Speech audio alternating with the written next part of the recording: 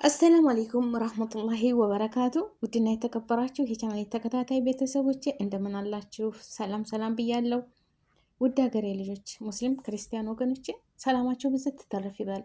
አላህዬ የሰው ሀቅ አያስነካን፣ የራሳችንንም አያስወስድብን። አይመኒታ እንደምታውቁት ድሮ በሳዑዲ ይኖር ነበር። እንደዚሁም ለመዳም ቅመሞች ለስደተኞች ያግዝ ነበር ማለት ነው። ድምፅ እየሆነ ነበረ። እንደ አጋጣሚ ሆኖ ከሳዑዲ ወደ አገሩ ገባ። አገሩ ላይ ደግሞ ማሻላ ባረከላ ብዙ ነገር እየሰራ ነበረ። ሚስቱም ማሻላ ባረከላ እዛ እየሰሩ ነው። መጅልስ አረቢ እንደዛ ያው ያስተዋውቅ ነበር። እኛም እኔ ለራሱ እንገዛለን እያልኩኝ በቅድ ላይ ነበር። ሀገራችን ስንገባ ሀገራችን ያው ቤት ሰርተን መጅልስ አረቢ ላዚም ግዴታ ነው፣ ሶፋ ምናምን አይደል። እና አሁን ደግሞ ሰሞኑን የመጣውን ግርግር አለ ማለት ነው። አይመኒታ እንግዲህ የመዳም ቅመሞችን ሰብስቦ ግሩፕ ከፍቶ እያሉ ነው። አክሲዮን እንከፍታለን፣ ድርጅት እንከፍታለን፣ ግን ብር ማዋጣት አለባችሁ ብሎ ግማሾቹ 500 ሺህ፣ ግማሾቹ 100 ሺህ፣ ግማሾቹ 200 ሺህ ያዋጧሉ። እነሱ ደግሞ ወሰደብን ብለው በሀቢባ ቤት ወቀሳ አምጥተዋል። እሱ ደግሞ እኔ አልወሰርኩም እያለ ነው። እስኪ ለምስክር ድምጡን ስሙ። ዛሬ መልስ ሰጥቷል ማለት ነው። መልስ ሰጥቷል።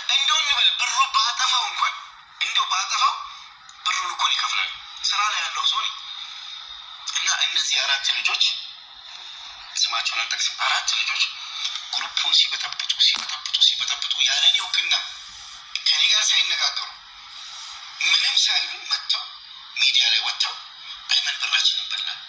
ሐራም እኮ ነው። አላህን መፍራት እኮ ያስፈልጋል ወንድሞች እህቶች። አላህን መፍራት ነገ ቂያማ ፊት ቆማላችሁ። የእናንተ እዳኔ በመሸከሜ አላህ ፊት ቆማለሁ። ስሜንና ተግባሬን ያላደረኩትን ማለታችሁ ግን እናንተ ግን ትሸከሙታላችሁ። ሐስቢ አላሁ ወኒዕመል ወኪል። እኔ የስደት እህቶችን ብር ምበላ ሰው አይደለሁም። የስደት እህቶችን ብር ምበላ ሰው አይደለሁም። እንዴ አሁን እኮ እናንተ ይህን ባደረጋችሁት፣ ስሜን ባጠፋችሁት፣ በሰጣችሁት መረጃ ከዛ ውስጥ ለጠበቃ የሰጥችው ብዙ ፎልትና ብዙ ስህተቶችን እኮ ተነሳችኋል። እህቶች ብዙ ማይባል ነገር ብላችኋል። እና እንደሰማችሁት ነው። አይመኒታ እኔ የውመል ቂያማ እናንተን እጠይቃችኋለሁ፣ እኔ ደግሞ የእናንተን ሀቅ ተወሰርኩኝ አላህ የውመል ቂያማ ይጠይቀኛል እያለ እየተናገረ ነው። እንደሰማችሁት ማለት ነው። መልስ ሰጥቷል። አልወሰርኩም፣ ብራቸው አለ። በአመት ወይም በሁለት አመት ያ አክሲዮን ተሰርቶ አይጨረስም። አንድ ቤት እኳ ለመገንባት ስንት አመት እንደሚጨርስ ታውቃላችሁ? ተረጋጉ ምድረሽ እያለ ነው። አለኩል ያህል እንግዲህ ያለበትን አህዋል እሱም የአላህን ቃል እየማለ ነው። በስደተኞች ላይ ሆኖ የስደተኞች እህቶችን ብር መውሰድ አግባብ አይደለም፣ ማንኛቸውም ቢሆን ማለት ነው። እኔ እንጃ አሁን አይመኒታ ሳሚ ለእህቶች ድምፅ የሚሆኑ እዛ ሀገር እንደነበሩ በስደት ማለት ነው። እና ብዙ ልጆች አሉ የመቼም የመዳም ቅመሞች። አንድ ነገር ደግሞ ማወቅ ያለብን እህቶች ማለት ነው፣ ይህን ሁሉ ብር ካላችሁ፣ ይህንን ሁሉ እሱ አይመኒታ የያዘው ብር ካላችሁ፣ ሰጣችሁ ካላችሁ፣ ለምን አገራችሁ ገብታችሁ እንደው ለምን የራሳችሁን ስራ አሰሩም? ለምን ትሰጣላችሁ ማለት ነው። እኔ እንደራሴ አስተያየት የምነግራችሁ ማለት ነው። መክሰርም እኮ አለ፣ መክሰርም አለ ወገኖች ማለት ነው። ልትከስሩት ያ ንግድ ሊከስር ይችላል።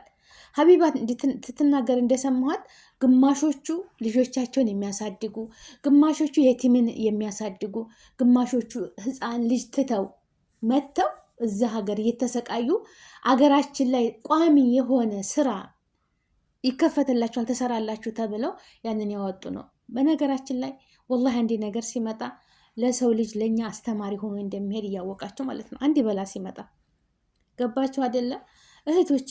አንድ ነገር እኳ ልነግድ እኳ ብላችሁ ብታስቡ ትርፍ አሁን የሆነ ነገር እኳ ሰው ስትረዱ፣ ሰውን ስታግዙ ለእናንተ ዋስትና ማስቀመጥ አለባችሁ። ያ ነገር ይሳካል አይሳካም የምትገቡበት ያ ኪሳራ ያ ትርፍ። አንድ ነጋዴ ሲነግድ ንግድ እንደሚሰራ መክሰርም አለ። ገባችሁ አይደል? ክስር ማለት አለ። ግን ያንን ራሳችሁ እንደማቋቋማችሁ ለራሳችሁ ለነገ የምትንቀሳቀሱበት ትንሽ ነገር ማስቀመጥ አለባችሁ። ከበድራችሁ ያለ የሌለ ከፍላችሁ እዛ ላይ መጠበቅ የለባችሁ ማለት ነው። ወገኖቼ፣ እኔ እህቶቼ ወላሂ እኔ ከእናንተ አብልጬ እውቀት የለኝም። እውቀት አለ ብዬ አይደለም፣ ግን አሁን ጊዜ እንኳን በሚዲያ ላይ ላወቃችሁት ሰው ከቤተሰብ ጋር ከእህት ወንድም ጋር ገንዘብ ግጭት ያመጣል፣ ብጥብጥ ያመጣል። ከስራችሁም አገኛችሁም አተረፋችሁም በራሳችሁ ነገር ተንቀሳቀሱ። የሰው ልጅ ትርፏን እያገኘ ዋናዋን እያስቀመጠ ትርፏን በትንሽ ነገር ታገኘ አልሐምዱሊላ ብሎ መቀመጥ ነው። እንደዚህ ሰውን መዞላለም ዙልም ማድረግ። አሁን አይመንም ሀቢባም ቢሆን ሰው ያላትን ነው የምትሰማው፣ የነገሯትን ነው። መካከል ላይ ያለው ግን በአይመንም መካከል ያለው አላህ ነው። በሁላቸውም መካከል ያለው አላህ ነው፣ የሁሉም ሚስጥር አዋቂ። የሰው ሀቅ የትም አያደርስም፣ የሰው ሀቅ የትም አያደርስም። ሳህ ብዙ ልጆች ከኔም ጀምሮ አገሬ ስገባ በቋሚነት ገቢ ያለው ነገር እፈልጋለሁ። ሁላችንም ይሄ የማይሳት ነገር ነው። አገራችን ገብተን የያዝናትን ህዝብ የመዳምን ቤት ፈትገን ሌት ተቀን ሰርተን እግራችን እስከሚያብጥ ወገባችን እስከሚያመን በቃ በረሃብ በስንት ነገር እየተሰቃየን ትንሽ ትልቁ ውጥ ላይታች ዝቅ ከፍ አድርገው እያዘዙን ትናንሾቻችን የነሱ ልጆች የምንሰራው ነገር ለሀገራችን ገብተን እንሰራለን ብለን ነው። መለወጥ እድገት ይፈልጋል ማንኛውም ሰው። እንደዛ ልጆቻችንን እያስለቀስን ህፃን ልጅ እናቱን እየፈለገ በስቃይ ውስጥ የሚኖረው ነገ አገሬ ገብቼ የተሻለ ነገር ይኖረናል ብለን ነው ሁላችንም የምንለፋው አይደለም። ተነበረችን ቤት የተሻለ ቤት ለማግኘት ታለችን ጎጆ ሁላችንም እዚህ አረብ ሀገር የተሰደርነው ሁሉም አላማ አለው። አልሐምዱሊላህ አላህ አሳክቶለት የሰራ ይሰራል። ያ ደግሞ አላህ ደግሞ ያላለ ግማሹ ታሞ ይገባል፣ ግማሹ ያው አጀል በአላህ እጅ ናት፣ ሩህ ማለት ነው። በቃ ሁሉም ተስንት አንድ የተሳክቶለት የሚገባ ይሳካለታል። እና ብራችሁን በቃ አትስጡ። እኳን ሌላው ቀርቶ ቤተሰብ ላይ ትታስቀምጡ እኳን ለበዓድ በእናት ወይም በአባት ወይም በወንድም አካውንታችሁን በእነሱ ስም ከሆነ ገንዘብ አለ ይበላችሁ 100% አትተማመኑ። ያ ገንዘብ ያወጣሉ፣ ያጠፉታል። ነገ መልስላታለሁ ወይ ይህን ሽጭ ይህን አረጋለሁ ወይ ይህን እንዲህ አድርጌ ተካላታለሁ ይላል። ኑሮው እየተቀያየረ ነው የሚመጣው። ያ ገንዘብ መመለሻው ይርቃል። እዛም ስትሄዱ ጠብ ነው የሚመጣው። በቃ ከሁሉም ጥግ ውጭ ነው የምትሆኑት ማለት ነው። አሁን ጊዜው ከፍቷል። በወንድም ስም ቤት ስራልኝ፣ በስምህ ብር አስቀምጥልኝ አታገኙትም ወገኖች ማለት ነው። ያ ረቢ እንደው እኔ እንጃ እንዴት እንደምን አላውቅም። ብቻ አይመን እውነት ከሆነ አንተም ብሏል፣ ብዙ ነገር ተናግሯል አይመን። አሁን ቪዲዮ ሰርቷል። እኔ የልጅ አባት ነኝ፣ እውነቱን ነው። ልጅ ያለኝ እንዴት በእህቶች ላይ ይህንን ነገር እሰራለሁ? አንድ ነገርም አልሰራሁም አልወሰድኩም እያለ ነው። ኢንሻላህ ያ ነገር እኳ መክፈት ባልችል፣ አክሲዮኑን መክፈት ባልችል ብራቸውን መመለስ እችላለሁ፣ ነጋዴ ነኝ ያለኝ ነኝ ብሏል። ገንዘባቸውን እንግዲህ እውነት ከሆነ መመለስ አለበት። ገባችሁ አይደል? በተለይ የተባለው ብር በጣም ብዙ ነው፣ በጣም ብዙ ነው። እና እህቶቼ እንዲሁ በምን ድፍረት ነው ብራችሁን በግሩፕ ተሰባስባችሁ ብር የምታወጡት ማለት ነው? ኧረ ተው፣ ወላሂ ተው፣ ኧረ ተው። ዛሬ በትንሽ ነገር በኦንላይን ቢዝነስ እየተባለ ይችን እንቀይራለን ይችን እናደርግ ብላችሁ ሰውን አምናችሁ እዛ ውስጥ አትግቡ ወገኖቼ ማለት ነው። ገንዘብ ያሳስታል። ገንዘብ በቃ ትርፍ እንደምታስቡ ኪሳራ አለ። በዛ ሰዓት ደግሞ ያ ገንዘብን ለማግኘት ብዙ ዋጋ ያስከፍላቸዋል። ሰርቼ እኮ አገኘዋለሁ ብትሉ እንደገና እየደከማችሁ ነው ማለት ነው። በዛ ላይ ስንት ነገር አለ እና እንደዚህ አይነት ነገር እኔ በጥቅሉ ያለውን አህዋል ውስጡ ያለውን ሚስጥር አላህ ነው የሚያውቀው። ገባችሁ አይደለ? የእሱን ስም ለማጥፋት ብለው አስበው ይሁን እሱም ደግሞ ራሱን ለመደበቅ። እኔ ትንሽ የከፋኝ ነገር አለ። ሀቢባ ደውዬለታለሁ በሚስቱም በሱም ብላለች። ይኸው በሚዲያ የሚሰማ ነው። አይመን ተደወለችልህ ለምን በቀጥታ አልመለስክላትም? አንድ እኔ ትንሽ ጥርጣሬ ውስጥ የገባሁት ማለት ነው። ሀቀኛ ተሆንክ ስልክ አንስተህ እኔ እንደዚህ ነው ብለህ ለሀቢባ መመለስ አለብህ። ቀጥታ ደውያለሁ ስልኩ ይጠራል አይነሳም። አንተ ባይመችህ ባለቤት ይመቻታል አይደለም? ተነሱም ጋር በቃ መልካም ንግግር ማድረግ አለባቸው። አንዳንድ ሰዎች ብር ከተበደሩ በኋላ የኛ ሀበሻ ችግር ማለት ነው ተለማምጠው ብር ይበደራሉ። በቃ ተለማምጠው ማለት ነው ተለማምጠው እኔ ወላሂ እንደው ገለታህን አላጠፋም፣ በቃ ያንተን ውለታም እንዴት አድርጌ እንደምከፍለው አላሁ አለም፣ ብቻ አላህ ይስጥልኝ በረካሁን ያችን ብር እስከሚያገኙ ድረስ ማለት ነው። ብር ተበድረው ተወሰዱ በኋላ ሁሉም ነገር ይቀየራል። ሁሉም ነገር ይቀየራል። ሲደወል ስልክ አያነሱም፣ እጆሮ ላይ ይዘጋሉ። ታዩ እንኳ አቅጣጫ ይቀይራሉ፣ አቅጣጫ ይቀይራሉ ማለት ነው። እንግዲህ በሰላም ቸግሮኛል ብሎ አብዛኛው ሰው የኛ በቃ ሰው ሲበደር በቃ እንደዚህ የችግር አይነት በቃ የሚጠራ የፈጣሪን አይነት ሁሉ ቅበረኝ በአላህ እንደዚህ ችግር አይንካ። እሺ ሰው ለሰው እኮ መድኃኒት ነው። ካለ ሰው መኖር አንችልም።